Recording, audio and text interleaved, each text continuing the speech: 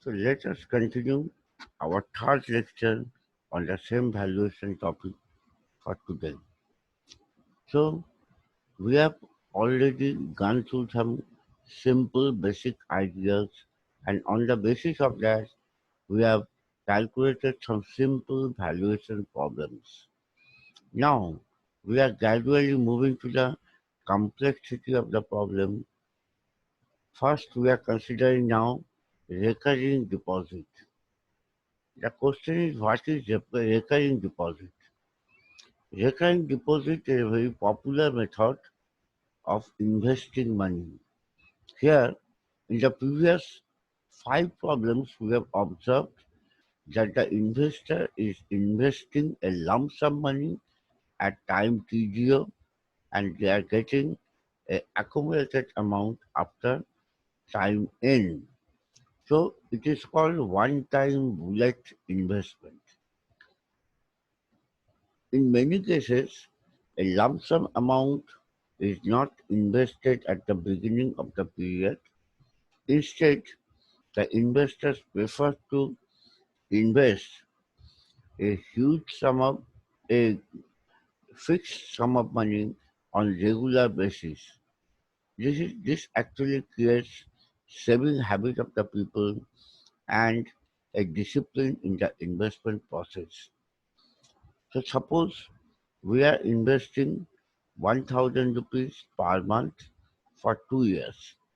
That means there will be 24 equal 1000 rupees investment after it will occur ag- after every 1 month.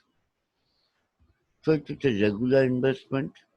This principal amount will be 24 months into 1000 24,000 plus it will accumulate interest at compounded. So ultimately we will get a 24,000 principal plus compounded interest amount. This interest amount will differ from installment to installment because each installments are not even invested for a specific period of time. So let us see how the calculations are made. Here, for developing the formula, we have assumed the same symbols. R is the rate of interest, N is the number of years, and C is the capital amount deposited per year. So with this idea, let us see the first deposit. First deposit of C rupees can be made either at the start of the year or at the end of the year. If nothing mentioned in recurring deposit, we will assume that amount has been invested at the end of the year. So suppose it is a 5 years investment. In that case, first recurring deposit will be made at the end of first year. So this amount of C invested at the end of first year will remain invested for 5 minus 1 is equal to 4 years. That means already 1 year has elapsed. So by generalizing it, if in place of 5 I write n, then first installment C will accumulate 1 plus r to the power n minus 1 amount of interest. Out of this 1 plus r to the power n minus 1 is the principal, and r portion is actually indicating the interest. So this is the amount that we will get if I invest 1 rupee today. Since we are investing 3 rupees, we are multiplying it C. So C into 1 plus r to the power n minus 1. The second installment of recurring will remain invested for n minus 2 years because already one more year has elapsed. So formula is C into 1 plus r to the power n minus 2. In this manner, the last installment C will not carry any interest because it is invested on the last day of the innate year. So there is no question of receiving any interest. Immediately after depositing this installment, the amount will be withdrawn. So total accumulated interest I is equal to C into 1 plus R to the power n minus 1 plus C into 1 plus R to the power n minus 2, and last one is C. So if I consider this particular series, then right hand side is a GP series. In GP series, in fact, for simplicity, we can just reverse the right hand side. So instead of C into 1 plus R to the power n minus 1, we are writing C, which is the first term. So C is the first term. A common ratio is 1 plus R. This will be 1 plus R. 1 plus R.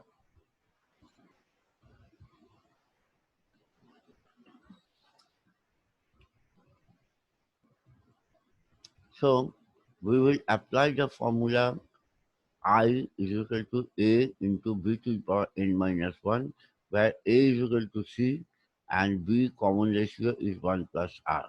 So formula becomes C into 1 plus R to the power n minus 1 in the numerator, and the denominator is B minus 1.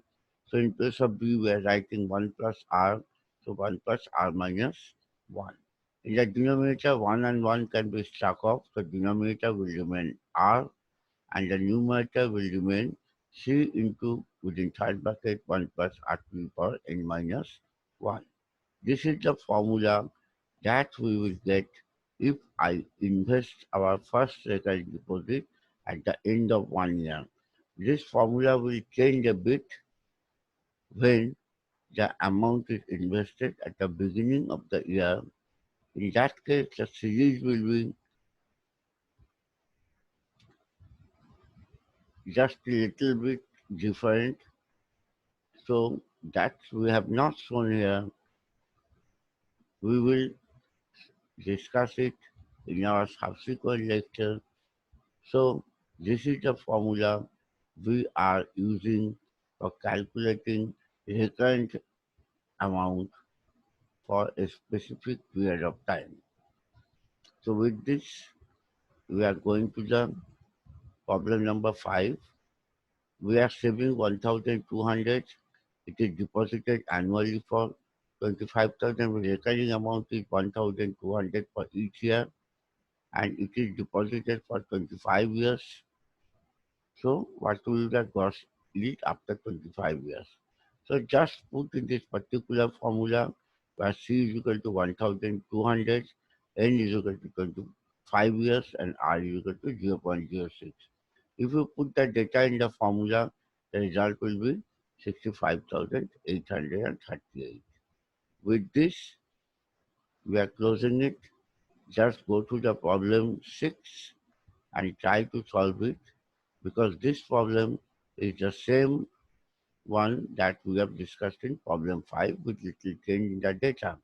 So try to calculate it, and we are ending for today the lecture. In the next class, our real problems on valuation of real estate, or important problems on valuation of real estate, will commence. So that's all for today.